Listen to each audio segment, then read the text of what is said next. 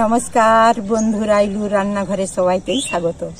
বন্ধুরা, প্রতিদিনের মতো আজও চলে এসেছি তোমাদের সাথে একটা দুর্দান্ত রেসিপি শেয়ার করব বলে। তো আজকে আমি মিষ্টির রেসিপি তোমাদের সাথে শেয়ার করব। তো তোমরা ভিডিওটি প্রথম থেকেই শেষ পর্যন্ত দেখতে থাকো, আশা করি তোমাদের খুবই ভালো লাগবে। খেজুর গুড়ের রসগোল্লা তৈরি করে তোমাদেরকে দেখাবো। এটি বানানো খুবই সোজা, আর খেতেও কিন্তু এই শীতের দিনে অসম্ভব মজার লাগে। আর শীতের দিনে কিন্তু প্রচুর পরিমাণে বাজারে খেজুর গুড় পাওয়া যায়। আমরা কিন্তু দোকান থেকে এই খেজুর গুড়ের রসগোল্লাটা এখন কিনতে পারি, আর আমরা কিন্তু এখন বাড়িতেও বানাতে পারবো। কিন্তু অন্য সময় কিন্তু এই খেজুর গুড়ের রসগোল্লাটা তত প্রচলনও নেই, খেজুর গুড় পাওয়াও যায় না। আর খেতে কিন্তু এই শীতে না, এই বেশ গরম গরম খেজুর গুড়ের রসগোল্লাটা দুর্দান্ত খেতে লাগে। ছোট বড় আমরা সবাই কিন্তু কম বেশি রসগোল্লা খেতে পছন্দ করি, আর আমাদের বাঙালির প্রিয় মিষ্টি কিন্তু রসগোল্লা। তো তোমরা যদি দেখো না, তোমরাও কিন্তু চটজলদি বানিয়ে ফেলতে পারবে। আর বাজারে কিন্তু দোকানে প্রচুর পরিমাণে দাম নেয়, কিন্তু আমরা যদি বাড়িতেই বানিয়ে খাই কম পয়সায় হবে, আর আমরা কিন্তু অনেকগুলো করে খেতেও পারবো। 1 লিটার দুধে কিন্তু আমরা অনেকগুলোই রসগোল্লা তৈরি করতে পারবো। তো দোকানে কিনে খাওয়ার কোনো দরকার নেই। তো আর বিশেষ কিছু বলছি না, চলো রেসিপিটি আবার শুরু করি। তো দেখো, এখানে কিন্তু আমি ছানা কাটানাটা তোমাদেরকে দেখাইনি, আমি ছানাটা আগেই কেটে রেখেছিলাম। তো আমি এখানে 1 লিটার দুধের ছানা কেটেছি। তো এবার এটাকে কি করব, হাত দিয়ে কিন্তু খুব ভালো করে মেখে নিতে হবে। যত ভালো করে কিন্তু মাখা যাবে তত কিন্তু ছানাটা, রসগোল্লাটা দুর্দান্ত খেতে লাগবে। তো দেখতেই পাচ্ছ বন্ধুরা, ছানাটা কিন্তু খুব সফট হয়েছে, খুব সুন্দর হয়েছে। তো ছানাটার মধ্যে কিন্তু খুব বেশি জলটা নিজুড়া চলবে না, তাহলে কিন্তু ছানাটা মাখতে কিন্তু অসুবিধা হবে। একটু একটু জল থাকবে, সেরকম মেখে নিতে হবে।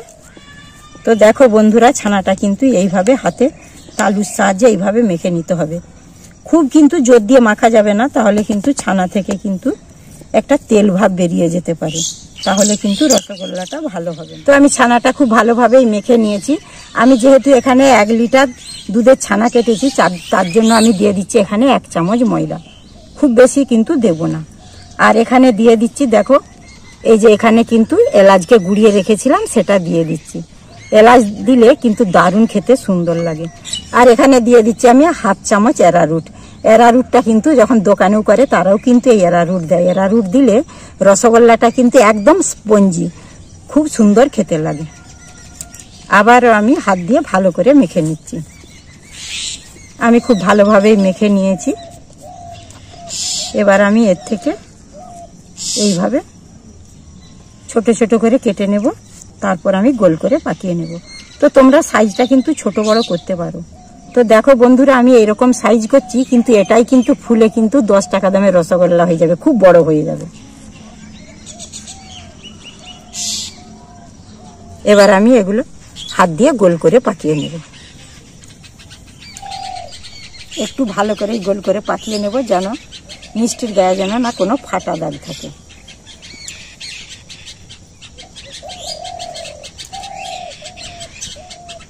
দেখো, আমি একটা কিন্তু খুব সুন্দর করে গোল করে পাকিয়ে নিয়েছি। বাকিগুলো এইভাবেই পাকিয়ে নেব। তো সব রসগোল্লাগুলোই আমি পাকিয়ে নিয়েছি। তো আমার 1 কেজি ছানায় কিন্তু দেখো বন্ধুরা 20টার মতো হয়েছে। তোমরা কিন্তু কম বেশি করে নিতে পারো, ছোট বড় করে নিতে পারো। এবার আমি উনানটা জ্বেলে নেব। এবার আমি কড়ার মধ্যে দিয়ে দিচ্ছি জল। আমি এখানে 4 বাটির মতো জল দেব। 1 বাটি দিয়ে দিলাম, 2 বাটি, 3 বাটি, 4 বাটি। আমি দিয়ে দেব 1.5 বাটির মতো চিনি দেব। 1 বাটি দিয়ে দিলাম, আর 1/2 বাটি দিয়ে দিচ্ছি। তো দেখো বন্ধুরা, এখানে কিন্তু আমি 1 বাটি খেজুর গুড় নিয়ে নিয়েছি। এবার দিয়ে দিচ্ছি এর মধ্যে। দেখেছো কত সুন্দর লাগছে বন্ধুরা, কালারটা খেতে দারুণ হবে রসগোল্লাটা খেজুর গুড়ের। এবার আমি একটু চিনিটা এইভাবে খুন্তির সাহায্যে গলিয়ে নিচ্ছি। তো দেখো বন্ধুরা, এখনই কালারটা কত সুন্দর লাগছে দেখো। আর খেজুর গুড়ের কিন্তু একটা দুর্দান্ত সেন্টও উঠেছে, দারুণ সুন্দর হবে। এই শীতের সন্ধ্যায় খেজুর গুড়ের রসগোল্লা যাকেই খাবে সে কিন্তু প্রশংসা না করে থাকতে পারবে না। আর খুবই মজার খেতে হয়, গরম গরম যা খেতে ভালো লাগে না। তো দেখো বন্ধুরা, গুড়টা কিন্তু খুব ভালো মতনই ফুটে গেছে। আর এই গুড়ের মধ্যে, চিনির মধ্যে কত ময়লা থাকে সেইটা কিন্তু ভেসে উঠেছে। আমি কিন্তু এইভাবে একটা ছাঁকনির সাহায্যে এগুলো ছেঁকে নেব, এই ময়লাগুলো। তো দেখতেই পাচ্ছ বন্ধুরা কত নোংরা, এগুলো কিন্তু ফেলে দেবে। রসটা কিন্তু খুব ভালো মতো ফুটে গেছে, আর খুব ভালো মতো কিন্তু ফুটতে হবে। সেই অবস্থায় আমি এবার রসগোল্লাগুলো ছেড়ে দিচ্ছি। এবার আমি ঢাকা দিয়ে দিচ্ছি। এটা আমি কিন্তু 20 থেকে 25 মিনিটের মতো এটা জাল দিয়ে নেব, তাহলে কিন্তু আমার রসগোল্লাটা একদম তৈরি হয়ে যাবে। তো 25 মিনিট হয়ে গেছে, আমি ঢাকাটা খুলে নিচ্ছি। তো দেখো বন্ধুরা, তোমাদেরকে দেখাচ্ছি, দেখো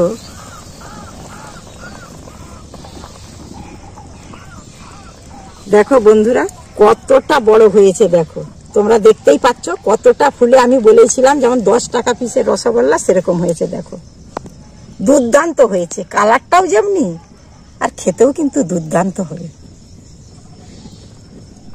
তো 2 ঘন্টা পরেই আমি ফিরে আসছি, ঢাকাটা খুলে নিচ্ছি। তো দেখো বন্ধুরা কতটা বড় বড় হয়ে গেছে, দেখো কতটা লোভনীয় হয়েছে, দুর্দান্ত খেতে লাগবে। তো দেখো বন্ধুরা, তোমাদেরকে আমি তুলেও দেখাচ্ছি। দেখো কতটা, দেখো রস ঢুকেছে। দেখো তোমরা দেখেই বুঝতে পারছো কিভাবে রসটা ঢুকেছে।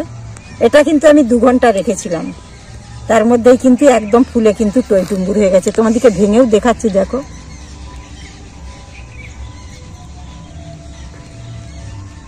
কতটা ভিতরটা সুন্দর হয়েছে। দেখো একদম স্পঞ্জের মতো দেখতে হয়েছে। আর দেখো এই যে একদম নরম হয়েছে, দেখে হাত দিলেই যে ভেঙে যাচ্ছে। এই দেখো এই যে, আর কতটা রস ঢুকেছে তোমরা দেখেই বুঝতে পারছো। তো বন্ধুরা তোমাদেরকে বলতে আমি ভুলে গেছিলাম, তোমরা যখন রসগোল্লাটা তৈরি করবে তখন কিন্তু 25-30 মিনিট কিন্তু সেটা জাল দিতে হবে। কিন্তু তোমরা কি করে বুঝতে পারবে যে পারফেক্ট একদম রসগোল্লাটা হয়ে গেছে? সেটা কিন্তু তোমরা বাটির মধ্যে কিন্তু জল দিয়ে দেখে নেবে, যে রসগোল্লাটা জলের মধ্যে ফেলে দেবে। যদি রসগোল্লাটা ভেসে যায় তাহলে জানবে আর একটু দেরি আছে, আর যদি রসগোল্লাটা ডুবে যায় তাহলে কিন্তু একদম পারফেক্ট হয়ে গেছে। তারপরেই তোমরা নামিয়ে দেবে, দিয়ে কিন্তু 2 ঘন্টার মতো এটা দিয়ে রাখতে হবে। তাহলে কিন্তু রসগোল্লাটা সব কিন্তু রস শুষে নেবে, একবারে রসে টইটুম্বুর হয়ে যাবে, আর খেতে কিন্তু দুর্দান্ত লাগে। তো বন্ধুরা এখন তো এই শীতের দিনে প্রচুর পরিমাণে কিন্তু খেজুর গুড় পাওয়া যাচ্ছে। তোমরা কিন্তু একবারটি খেজুর গুড় দিয়ে এইভাবে কিন্তু রসগোল্লা খেজুর গুড়ের বানিয়ে খাবে, আর বাড়ির সবাইকে খাওয়াবে। সবাই তো খুব খুশি হয়ে যাবে, আর বানানো তো খুবই সোজা একদম। এই শীতের দিনে আমি যেভাবে বানালাম সেভাবে তোমরা অবশ্যই বানিয়ে ফেলতে পারবে, ভয়ের কোনো কারণ নেই, তোমরাও চটজলদি বানিয়ে ফেলতে পারবে। তো এখন একটু খেয়েই দেখা যাক।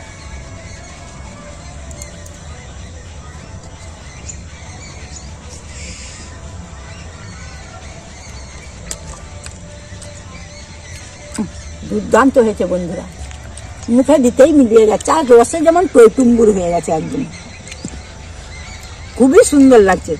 তো একটা দুটোই কিন্তু মন ভরবে না, মনে হবে যেন 6-8টা খেয়ে নি। আর যাকেই বানিয়ে খেতে দেবে সেই কিন্তু তোমার প্রশংসা করতে থাকবে, যে দোকানের মিষ্টিকে কিন্তু হার মানিয়ে দেবে, এতটাই সুন্দর হয়েছে।